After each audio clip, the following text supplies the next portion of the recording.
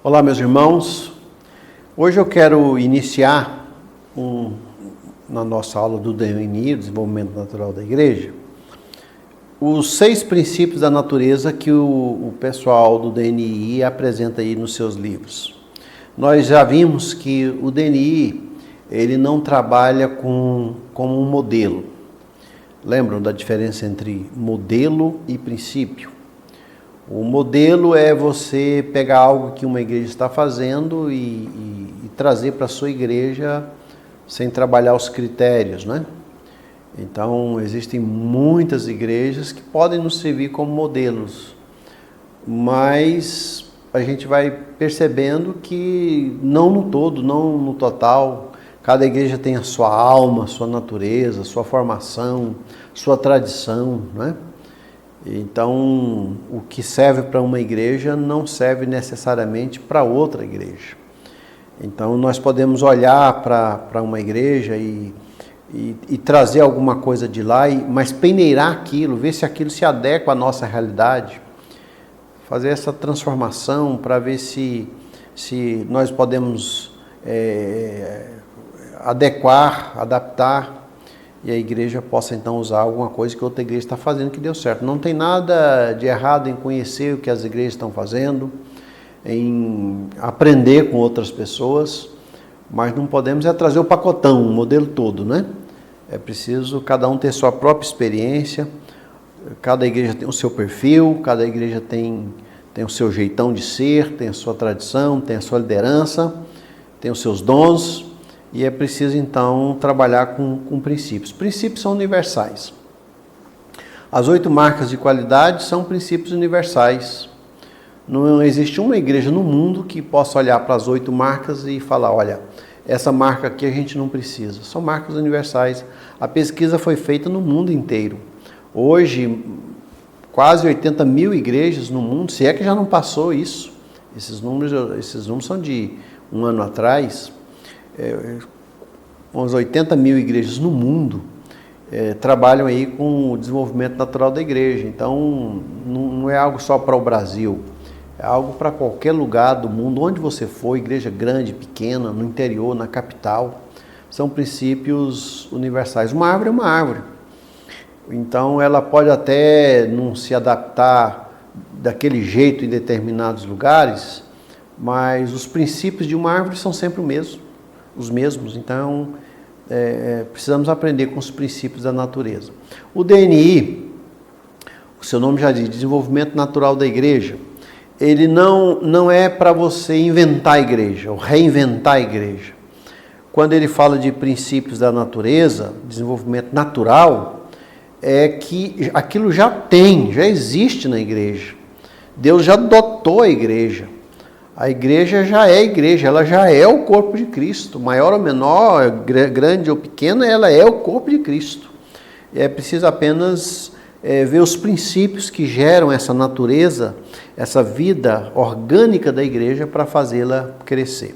E o DNI, ele trabalha com os princípios, ele divide esses princípios em 6 etapas que nós vamos estudar agora. O primeiro princípio é esse aqui, que eles chamam de princípio da interdependência, né?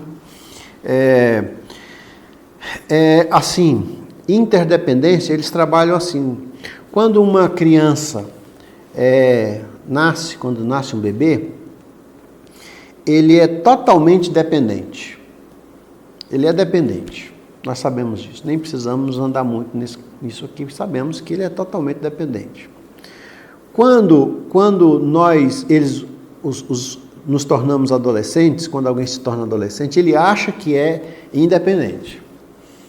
Ele já não aceita que certas imposições, ele já quer colocar roupa sozinho, tomar banho sozinho, fazer tudo sozinho, ele acha que é independente. Mas à medida em que ele amadurece, em que nós amadurecemos, nós descobrimos que nós somos interdependentes.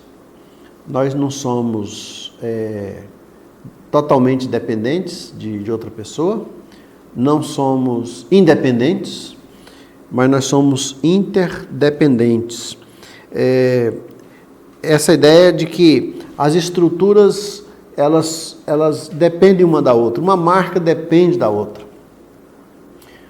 Eu me lembro, por exemplo, de uma igreja nossa que, quando foi trabalhar o orçamento do ano que vem, cada ministério, cada departamento, cada marca colocava ali o seu orçamento e eu percebia que cada um brigava ali para ter um orçamento maior para o ano que vem, cada um queria ter um espaço maior na agenda.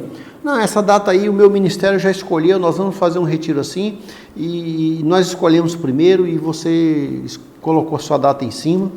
Então, nós pegávamos todas essas datas requeridas pelas pessoas, pelos líderes, e depois uma comissão trabalhava para haver não uma briga, mas uma interdependência.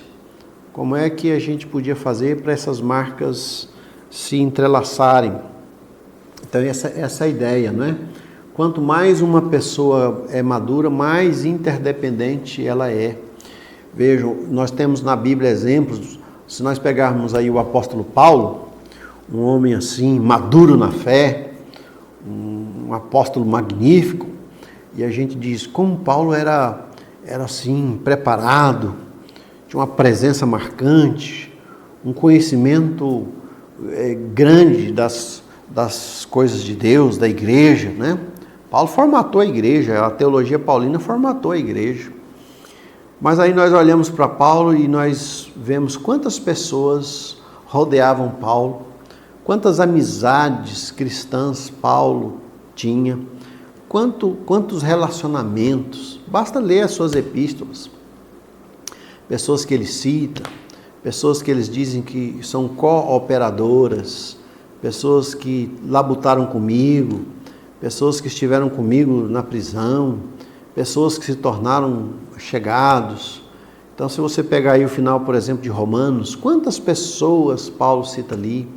E se a gente for lembrar, nós vamos lembrar aí de Lucas, Timóteo, Epáfras, Barnabé, Silas, João Marcos, Tíquico, Filemon, e a lista é interminável, talvez aí interminável não mais, umas 30, 40 pessoas que Paulo cita. Veja, um homem muito arguto, muito preparado, muito constante naquilo que fazia, mas ele sabia que não podia fazer sozinho. Então ele é interdependente, ele é maduro na fé. Interdependência faz a igreja crescer, é nós mostrarmos e ensinarmos para a igreja que todos são importantes, todos os dons são necessários, todas as marcas são necessárias. A igreja é um todo, até que todos cheguemos a essa plenitude, como nós lemos em Efésios 4:13. É um conjunto, é no conjunto da obra, da interdependência, que a igreja vai crescendo, né? E aqui diz que essa interdependência, ela faz com que nós amadureçamos na fé. Nós vamos crescendo, vamos conhecendo, vamos aprendendo. Nenhum de nós sabe tanto que não possa aprender, né? E nenhum de nós também não pode ensinar. Nós podemos ensinar e aprender, então esse é um princípio, interdependência. E aqui fala de uma interdependência estruturada e uma não estruturada, vocês vão ver isso no livro. Essa estruturada é uma interdependência agendada, marcada, trabalhada. Por exemplo, quando você tem uma agenda DNI, uma agenda inteligente, assim, que busca as 8 marcas, tudo é trabalhado. As datas são calculadas, os propósitos são calculados, cada um sabe, olha, esse é um mês de evangelismo, isso aqui agora nós vamos trabalhar missões, agora vamos trabalhar essa marca que é amor fraternal. Na escola dominical nós estamos aprendendo a liderar, estamos trabalhando aqui a questão dos dons, estamos descobrindo os dons de cada um. Então essa interdependência. E aí eles trabalham, por exemplo, a questão da natureza, eles falam muito isso nos livros, depois vocês podem comparar. Na natureza, por exemplo, essa interdependência você tem em árvores que produzem outras, que precisam de outras, né? A árvore, para crescer, ela precisa de que alguém suque a terra, plante a semente, adube, e outro precisa cuidar de outra parte, assim a árvore cresce. Aquilo que Paulo fala, eu plantei, Apolo regou, mas o crescimento vem de Deus, né? Mas quem dá o crescimento é Deus. Essa interdependência é uma marca muito importante e interessante aí no DNI. Uma outra marca, um segundo princípio, é o da multiplicação. Eu já trabalhei muito isso aqui com vocês na aula, né? Uma pessoa não cresce indefinidamente. Nós temos aqui desde o embrião até uma pessoa adulta, e aqui no final essa pessoa não cresce indefinidamente, né? Ela cresce até o ponto dela produzir outra pessoa. E aí o ciclo continua, né? É muito importante isso. O organismo vivo não cresce indefinidamente. Eu não sei se nós vamos ter tempo de trabalhar isso, mas o pessoal do DNI, eles dizem que, por exemplo, uma igreja muito grande, essas mega igrejas, elas acabam não cumprindo a sua função, né? Poucas pessoas ali trabalham, poucas pessoas se conhecem, há pouco amor fraternal desenvolvido. Então a ideia deles é uma multiplicação, não um crescimento indefinido. E aí a gente vai pensar numa árvore que ela tem que crescer até certo ponto, uma ovelha tem que crescer até certo ponto, um rebanho até certo ponto. E isso aí tira de nós a vaidade de querer crescer indefinidamente. Eles falam em determinados lugares aí, em determinado lugar nos livros, que uma igreja de 1000 membros cresce, numa pesquisa feita, se não me engano, na Suécia e Áustria e Alemanha, nesses 3 países, ela cresce ali entre 13% e 17% ao ano. Mas uma igreja de 200 membros, na mesma região, estava crescendo 23%, 24% ao ano. Quer dizer, então, que 5 igrejas de 200, ela evangeliza mais, ela cresce mais do que uma igreja de 1000, para demonstrar que uma igreja não cresce indefinidamente. Isso é importante. Quando a nossa igreja tiver um número de membros razoável, nós subdividirmos, criarmos novas congregações, transformarmos grupos pequenos em outras igrejas, esse é o que ele chama de multiplicação, né? Jesus fez isso. Quando ele, nesses 3 anos que ele passou aqui, ele trabalhou os discípulos, ele andou com eles, mas no final, ali no final de Mateus, na grande comissão, fazer discípulos de todas as nações, ide, né? Era para multiplicar, para novos discípulos, depois novas igrejas, novos trabalhos. É esse o alvo da nossa denominação. A Igreja Cristã Evangélica do Brasil, ela quer ter novas igrejas em várias cidades, onde Deus abrir a porta, nós vamos chegando. Esse é o princípio da multiplicação, porque é natural. É natural que uma árvore, se você deixar uma árvore lá na floresta, ela está plantada, bem cuidada, quando você volta lá anos depois, você vai ver que ela tem outras árvores. Ela produziu outras árvores. É um princípio e a igreja precisa reproduzir. O terceiro princípio dessa forma de olhar para a igreja como se olha para a natureza é o princípio da transformação de algo negativo em positivo. Por exemplo, a transformação de energia. Eu até citei para vocês a questão do vento, né? O vento, ele pode ser prejudicial em muitos aspectos. Ele derruba casas, o vento traz prejuízos vários, mas o vento, ele pode gerar energia, ele pode ser usado como uma fonte de recurso. Então veja, a forma como nós transformamos algo em energia é muito interessante, né? Aqui nós temos um surfista. Ele não faria isso se não tivesse a força do vento. Então, uma igreja que é capaz de transformar uma dificuldade numa facilidade, numa oportunidade, é muito interessante. Um pastor nosso foi pastorear uma igreja onde 90% dos membros da membresia era de gente da terceira idade. Ele ficou então assim no início desanimado. Muitos pastores passaram por ali e em função de não ter jovens, crianças, adolescentes, eles se sentiram inibidos no seu ministério e deixaram a igreja. Mas esse pastor teve um olhar bastante peculiar. Ele percebeu então que os idosos, por exemplo, oravam mais, com mais facilidade, frequentavam a igreja com mais assiduidade, eram dizimistas mais fiéis.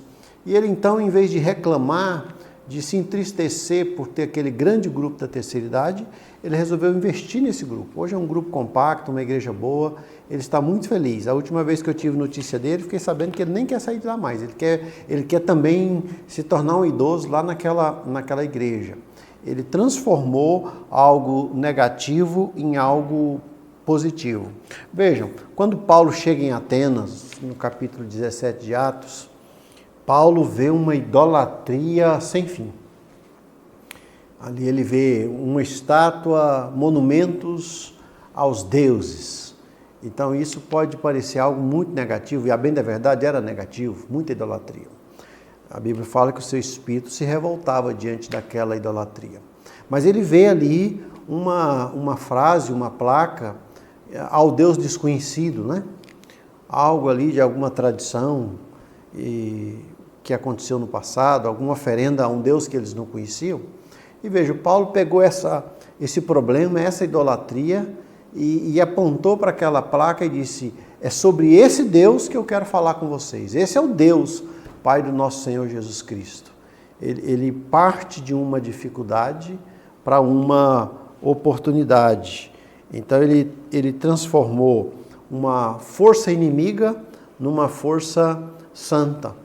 E isso que nós chamamos de transformação de energia.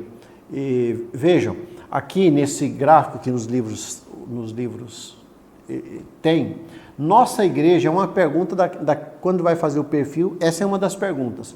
Na nossa igreja damos importância ao evangelismo dos novos convertidos em esforços evangelísticos dos novos convertidos. Aqui, ao envolvimento, isto no esforço evangelístico, a sua igreja envolve os novos convertidos. Nas igrejas que mais crescem, eles colocaram sim. Então, aparentemente parece algo estranho, uma pessoa que acaba de se converter, colocado no movimento de evangelização, um projeto evangelístico, é que quando uma pessoa se converte, ela tem muitos amigos. Nós trabalhamos isso quando tratamos de evangelização criativa, e que a base da pirâmide de amizade é muito grande. À medida em que a pessoa vai andando com Deus e com a igreja, ela vai perdendo essas amizades que ela tinha com descrentes. Então, veja, ter amizade com pessoas não crentes pode parecer algo ruim. Pode parecer que o novo convertido vai se perder nas suas amizades, vai ser mal influenciado pela sua amizade. Pode, tudo isso é verdade.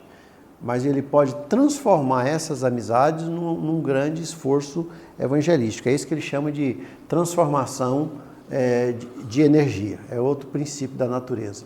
Um quarto princípio é o que ele chama aqui de efeitos múltiplos, né? Por exemplo, quando uma atividade é feita na igreja, quando a agenda da igreja está pronta e vai começar, uma atividade, ela precisa atingir várias marcas. Então, prestem atenção, por exemplo, nos grupos pequenos. Qual a razão dos grupos pequenos? Eles são grupos, nós vimos lá atrás, de solidificação, de edificação, de evangelização. Nós queremos atingir mais pessoas. Esse é um aspecto muito importante, talvez o mais importante do grupo pequeno. No entanto, enquanto acontece o grupo pequeno, nós temos, por exemplo, pessoas sendo treinadas. Alguém que não tocava na igreja o violão, agora no grupo pequeno se sente mais à vontade para tocar o violão. E daqui a pouco vai tocar lá na igreja porque aprendeu no grupo pequeno. Aqui no grupo pequeno, uma pessoa que não tinha... que não trabalhava com crianças, se sente impelida a trabalhar com crianças, e daqui a pouco ela pode fazer isso na igreja. Aqui você tem treinamento de líderes, você tem aqui o desenvolvimento dos dons. Isto é, enquanto uma atividade está acontecendo, outras estão acontecendo, concorrendo para que outras marcas de qualidade sejam buscadas e aperfeiçoadas ali. Então, quando a gente tem, por exemplo, aí uma campanha evangelística, uma cruzada evangelística, nós temos também um trabalho social para demonstrar amor fraternal. Enquanto a gente faz, por exemplo, ali um almoço comunitário que desenvolve ali a marca Relacionamentos Marcados por Amor Fraternal, também tem um grupo de evangelização, também tem um grupo de aconselhamento. É isso que ele chama aqui de efeitos múltiplos, né? Jesus fez assim. Enquanto Jesus estava ensinando, os discípulos estavam prestando atenção. É interessante, lendo o livro de Atos, que quando Pedro vai fazer, através de Pedro, vão se operar os milagres. Então, vejam como os milagres que Deus faz por intermédio de Pedro são parecidos com os milagres que Jesus fazia. O comando, a ordem que ele dá, né? Tudo aquilo ali é muito parecido. Quer dizer, enquanto Jesus operava milagres, os discípulos estavam aprendendo, eles viram as pessoas, eles viram como é que Jesus fazia, então eles foram aprendendo. Então é muito importante, numa visita, quando levar junto uma pessoa, ensinar um adolescente a dirigir um culto, ensinar uma irmã a trabalhar com criança, no grupo pequeno, na igreja. Por isso é importante o teste dos dons, as pessoas conhecerem os seus dons. Então, uma atividade na igreja, ela tem um objetivo principal, mas junto daquele objetivo, ela tem também efeitos múltiplos. Aquela atividade pode ser uma oportunidade para que muita coisa aconteça na igreja. As igrejas que mais crescem no mundo, elas fazem isso. Elas aproveitam uma atividade e as enchem com programação, com assistência, com comprometimento de pessoas, para que ali muita coisa aconteça ao mesmo tempo. Então, não se esqueçam desse princípio, né? Que era um princípio que Jesus fazia, Paulo fazia. Podemos imaginar Paulo andando ali pelas ruas da Ásia, pela antiga, que hoje é a Europa, e Timóteo ao seu lado, vendo, ouvindo. E aí Paulo fala assim, em 2 Timóteo 2,2, o que da minha parte ouviste, e através de muitas testemunhas, isso mesmo transmite a homens fiéis e idôneos, para que esses transmitam a outros. Isto é, efeitos múltiplos. Ele está evangelizando, ele está expulsando demônios, ele está brigando pela palavra, e o jovem Timóteo está ali prestando atenção. Então, isso é muito importante. Trabalhar para que uma atividade da igreja tenha várias marcas, que não se busque apenas uma marca, mas outras marcas, ainda que seja uma atividade exclusiva, específica para aquela marca, mas que outras marcas a acompanhem para que assim haja mais riqueza e o efeito seja múltiplo. O quinto princípio que nós temos aqui é o que se chama de simbiose. Simbiose, segundo Aurélio, é a associação de duas plantas ou de uma planta e um animal, na qual ambos os organismos recebem benefícios, né? Por exemplo, nós temos aqui uma monocultura de alface, e aqui nós temos uma erosão pelo excesso da monocultura. Então, vejam, quando um estado vivia apenas de uma cultura, lembram que aí no Brasil colonial, o Nordeste, especialmente Pernambuco, vivia aí da cana-de-açúcar, e depois ali, bem mais recente, que Minas Gerais passou a ter uma cultura do café, e São Paulo a cultura do gado, então é o que é chamado ali de cultura café com leite. Como nessa época o Brasil era pobre. Quando chegaram os imigrantes aí, os italianos, especialmente os japoneses, é que São Paulo, Paraná, começou a diversificar a cultura. E hoje é uma riqueza, não é? Quem anda por aquelas regiões vê ali, você tem uma cultura de laranja, daqui a pouco de abacaxi, daqui a pouco de cana. essa simbiose, isto é, um terreno que produz vários produtos.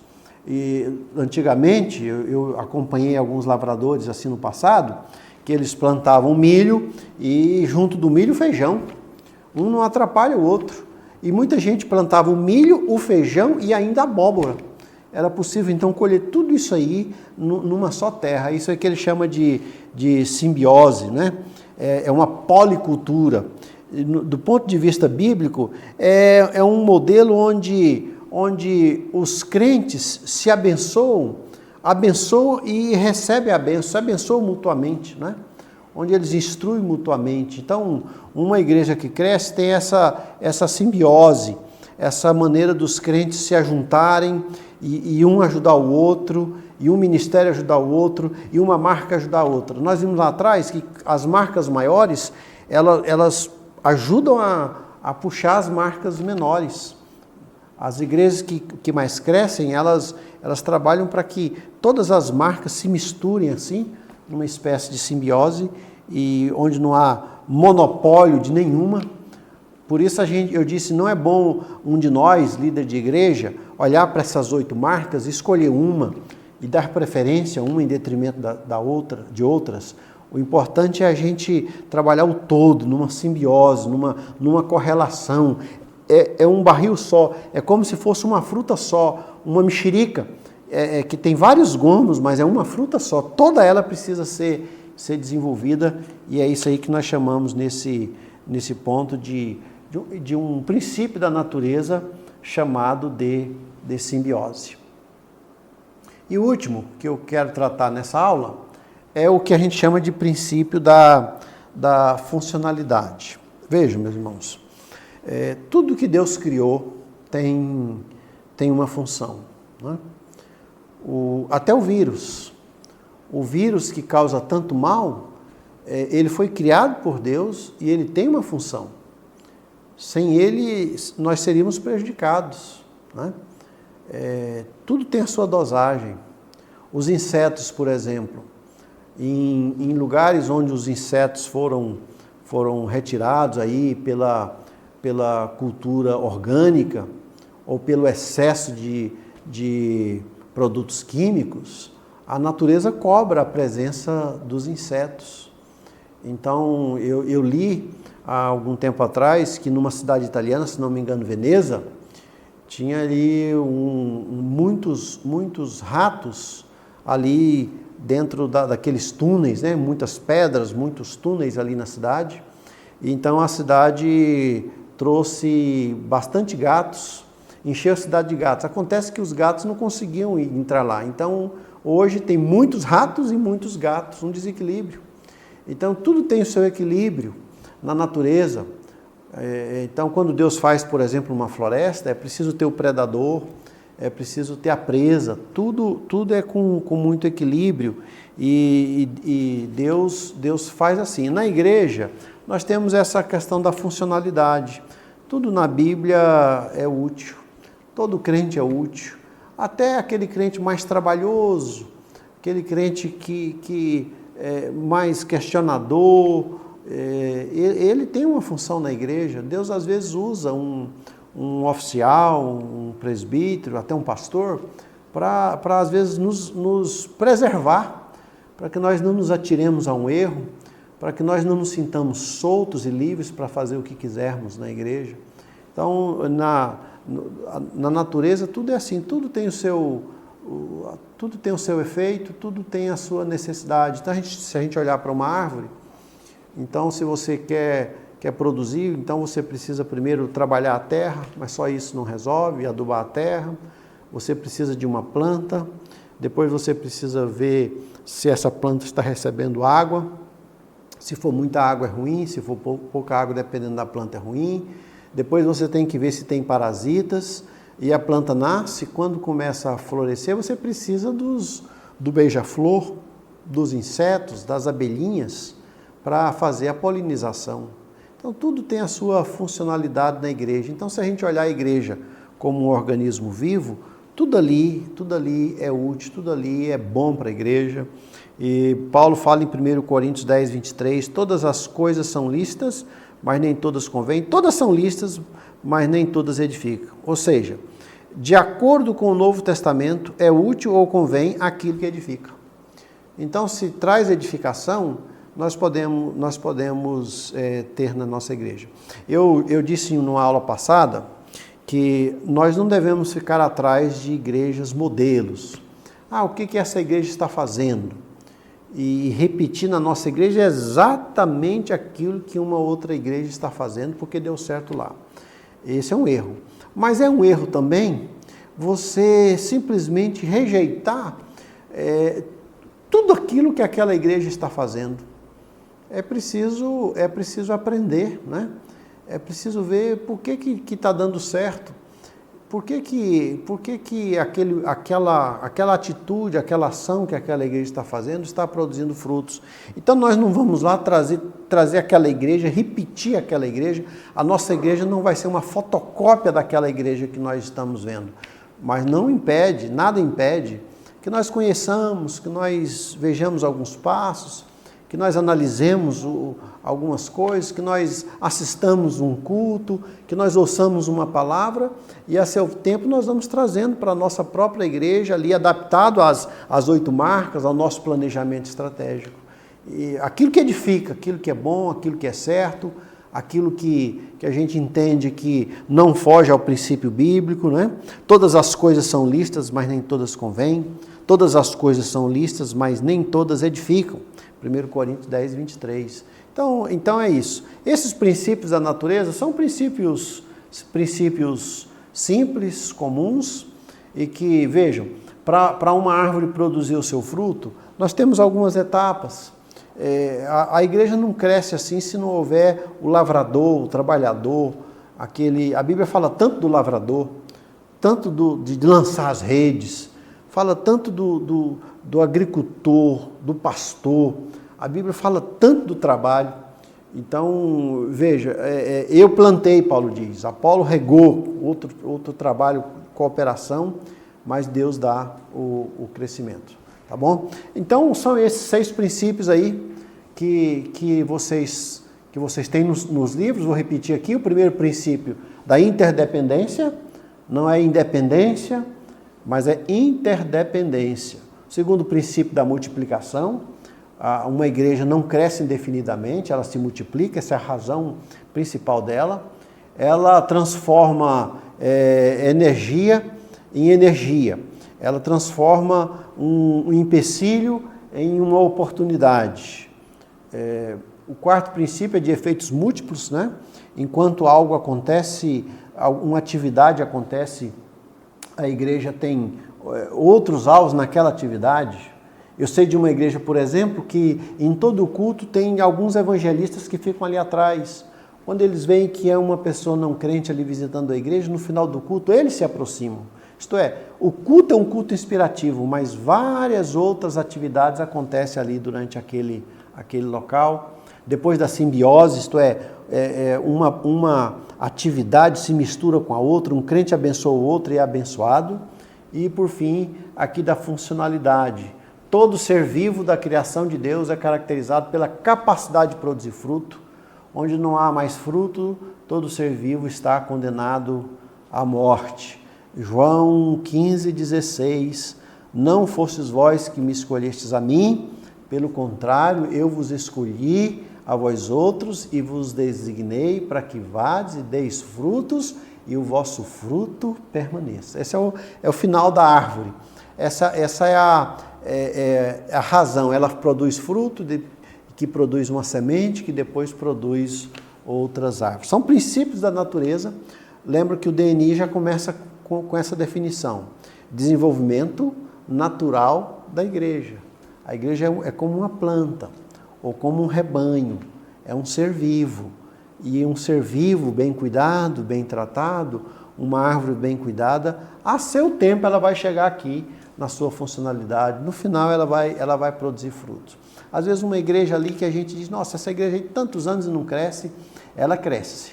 Se houver dedicação, quando chegar ali um pastor dedicado, amoroso, amar aquela igreja, cuidar daquele terreno, às vezes tirar as pedras, tirar os espinhos, e começar com muito zelo, com muito gosto, com muita vontade, com muita dedicação.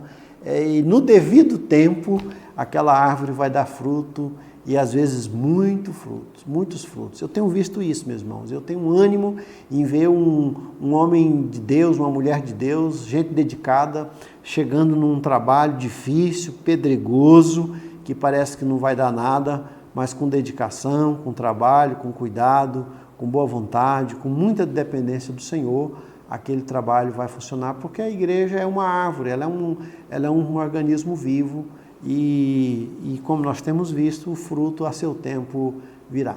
Tá bom? Deus abençoe os irmãos e até a próxima aula.